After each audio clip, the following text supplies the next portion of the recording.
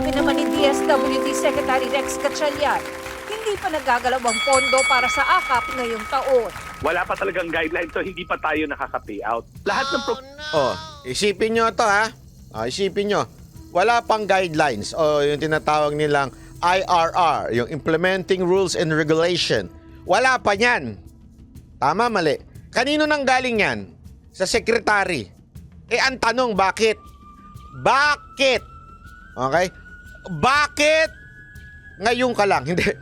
Bakit may press release na tungkol dyan? Kung wala pa palang IRR yan, kung wala pa palang ways kung paano gagamitin yan, bakit doon sa press release nyo, detalyado na yan? Saan galing yun?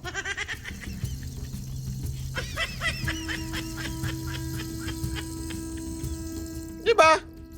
Ganun lang kasimple, saan nang galing yun? Yun lang. Ay, katarantaduhan yung sinasabi ninyo, sir. By the way, sabi ni Regina Constantino, road to 1 million subscriber. Please subscribe to Banat Bay and click the notification bell. Madam Regina, eto sasabihin ko lang ngayon, yung mga nagpipipilit dyan na takbo ka Banat Bay. Kayo kaya tumakbo? Gusto ko magpataba eh. Joke lang. Hindi ako tatakbo hanggang hindi nyo ginagawang 1 million subscriber. Paano ako mananalo kung dito nga lang hindi nyo magawang subscriber? Hindi na nga kayo lalabas ng bahay, kiklik nyo na lang, hindi nyo pa ginagawa. Tapos sasabihin nyo, takbo ka. Pati ako niloloko din nyo eh. Alam mo, ganito Yan, sorry to sa mga kababayan natin Ang hilig natin ng ganyan. People power na. EDSA na tayo. Maglakad na tayo dyan. Tara na, go. Yung simpleng mag-subscribe, mag-like, ayaw ninyong gawin eh. Naniniwala kayo sa sinasabi ko, tapos mag-like lang, mag-share, ayaw nyo. Kasi people power na tayo! People power! Ballpen power. Hindi pala ballpen, hindi pala signature to. Sundot power. Ganun. Finger power na lang. Wag na tayo mag-people power, finger power na lang tayo. Fingerin nyo lang yan. Ginagalit niyo ako eh. Ang dali-dali mag-like, ayaw niyong gawin. Tapos gusto niyo tumakbo ka Banat Bay. Subscribe na lang kayo, hindi niyo gumawa. Paano ako mananalo kung pinatatakbo niyo? Kung gusto niyo ako matalo. Niloloko tayo, di ba? Ang hirap sa inyo eh. Joke lang.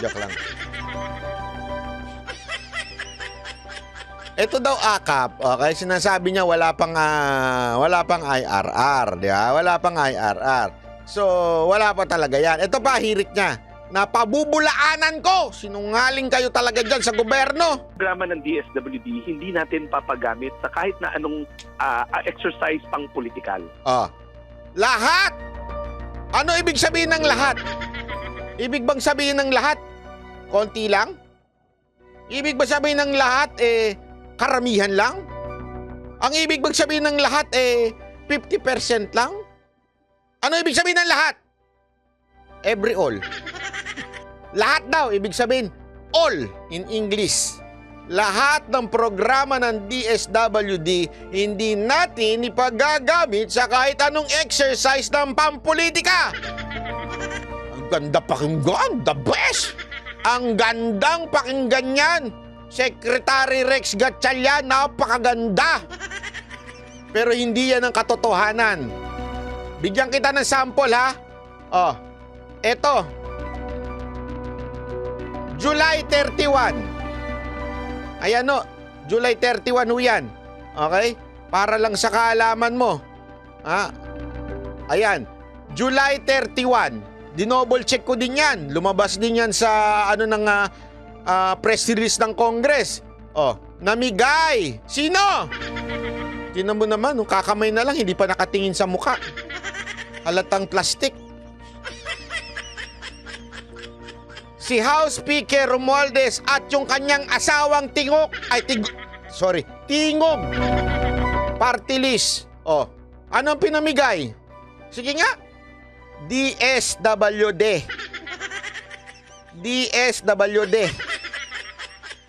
July 31. Ano pa? November 5, 2023. The Speaker Romualdez, DSWD pinangunahan na pamamahagi ng food rice assistance sa may 335,000 na pamilya. Ha? Speaker Romualdez and DSWD na naman. Sa 335. Anong sinasabi mong hindi mo ginagamit pang politika yan? Secretary Gatchalian. In the first place, ano ang papel ng isang kongresista sa pamimigay ninyo? Nakita mo yan sa panahon ni Pangulong Duterte? Pwede pa kung presidente. I would accept that. Bakit? Sino ba ang pinuno ng DSWD? Secretary. Sino ho ba ang pinuno ng secretary ng DSWD? Yung presidente. Executive branch yan eh. Bakit napunta dyan sa Kamara? Di ba ho?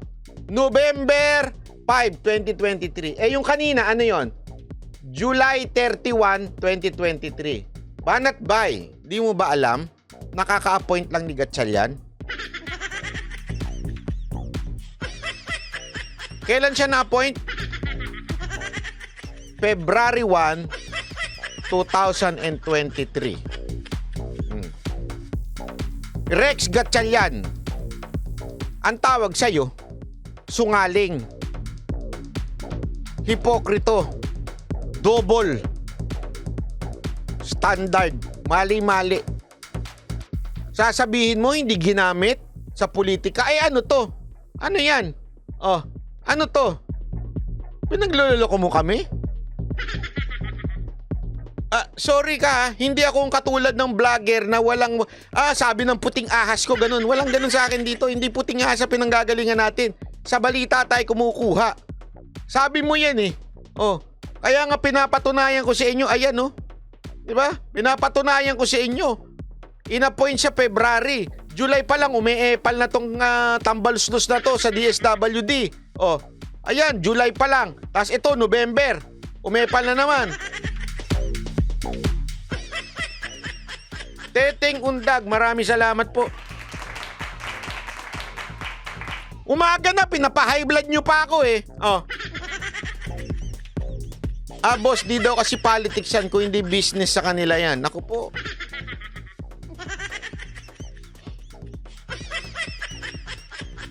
Alam mo, Rex Gatchalian, dati hanga pa naman ako nung mayor ka, atapang atao ka. Bumaloktot ka rin pala kay Tambaluslos eh. Hindi, isa sa totoo lang kung talaga may paninindigan to, hindi siya pagagamit eh. Bakit kailangan yung speaker dyan? Bakit kailangan siya nandyan? Ito yung programa ng presidente eh. Bakit ka kailangan na andyan? Wala eh. Mahinang nila lang ka din pala eh. Puro ka lang pala din tok, tok, tok. Pakitok, ketok. Diba?